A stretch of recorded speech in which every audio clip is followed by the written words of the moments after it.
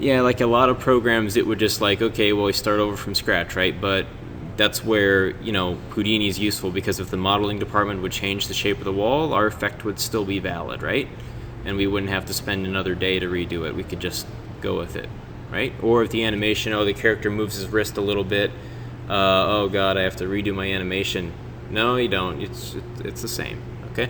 So this is another procedural system. And there's a few more nodes this week. So first I started off with a gun. Now, some awesome modeling work I did there. See that gun? One important thing is size. So I can't stress this enough. If you're doing realistic effects, even if it's just for trying out Houdini, but especially when you're actually doing real effects, and you might not be provided with the model yet, or the character yet, or anything like that, you still need to start with the right scale. Why would that be important? Yeah, so like when you type in -9.8 for your gravity, it'll fall what you'd expect it to fall like. And if you have a certain speed on your bullet or whatever, you would fly across the room at the speed you'd expect it to. Okay, so all these like time-based things and everything, physics are based on that scale, so it's important to maintain that. So I looked up online what that was, and it's of course 105 millimeters, so I made that 105 millimeter barrel there. Okay, and I made the wall roughly the gun roughly the height of a human holding it, and the wall is pretty much just the size of a normal wall. A human would be about that tall. Okay. There's a floor and a wall. So let me hide all this stuff. And from last week, remember we got the visibility tab here, so I'm just going to hide that. And here's the wall I'm starting off with. Okay, just a box. All right. So then, right down in here, I've got this wall, this floor, and this gun going into another geometry node. Okay. Now I could have put the whole effect in this node right here. I could have put it in wall, which essentially is right now it's just a box with a transform node and an output. But why wouldn't I do that from last week? See, he remembers kind of why we would set it up that way.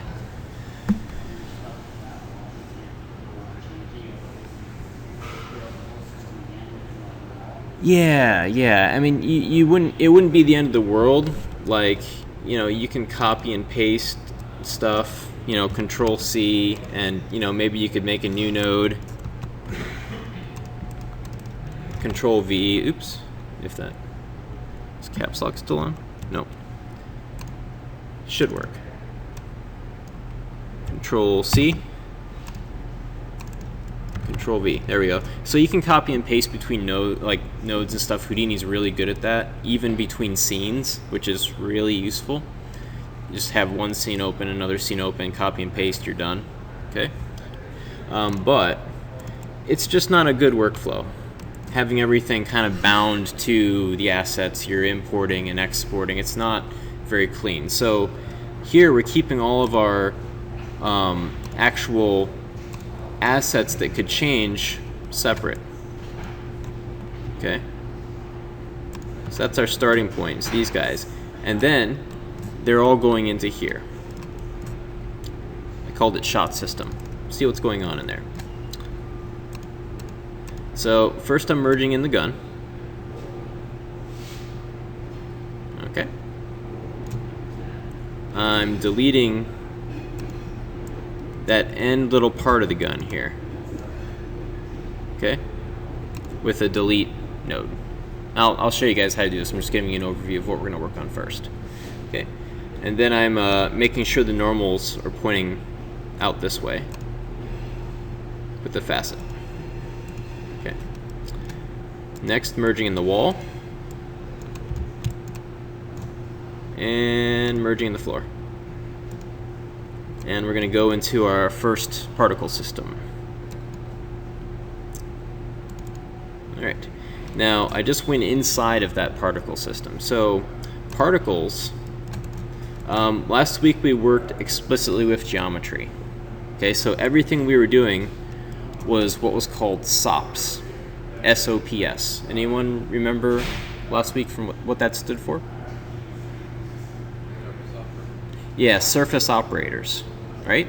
So if I make a new particle system, it's called a POP network, and that stands for particle operators. Okay, so we know three contexts now. Okay, we know object context, which it's there for transferring matrices from one thing to another, like rigging. Okay, then we have SOPs, surface operators, which is your core bread and butter Houdini geometry processing, procedural geometry.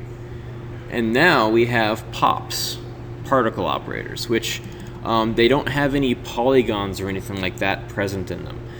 They do computations to points in an iterative way. So the last result will always feed into the next result. Okay, and that'll make more sense as we go along. All right. So yeah, in this particle system, it's creating some bullets and making them both stick into the wall as well as create these sparks. Okay. All right, so that's what we're gonna work on first. All right. So I started you guys off with the gun and the wall and the floor. Okay. So we're gonna animate the gun first. Get a little more comfortable with keyframes in Houdini. All right. So the way we do that is we just click on the gun, and this is its translation, rotation, scale, because object level it deals explicitly with transforms, right? We could either set keyframes on this directly, or we could do any number of things, like put a null on there and parent that and animate the null, for instance. We could do that too. For right now, let's just set keyframes on the object. Okay, so I can do that. I hit the K key for key. You can also just click right on these and go to a menu and do a set keyframe there as well. But right now I'm just going to select the gun and hit K. See it turn green? It means it put a key for a pose essentially on translate, rotate, scale. All right, so go a little farther in my timeline here. Let's see, I want to shoot this gun over here. To switch between object and world space, you go and right click on the handle right here, and you can change it to these options. So I'm just going to set world. There we go. Now I'm going to hit K again. It'll bake that transform in to the keys. There we go. If you ever don't have this gizmo up, you just select your object and hit enter in the screen. So I'll be around and help you guys with this part of it here. Okay, let's see what else we want. Let's see, I'll give it a little bit of a firing up in the air there. Okay, to get to the curve editor, explore around with this, you would just go to the channel you wanted to and shift middle mouse button. And then we have your curve editor that's present in other programs. So you can adjust your keyframes that way as well. Okay. Let's see what else we got.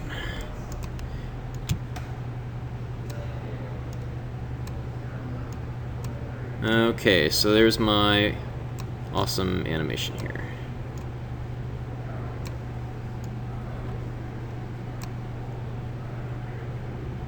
Okay, so you guys got the idea?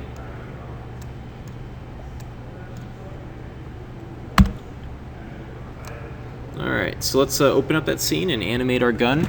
It's going to be firing into the wall.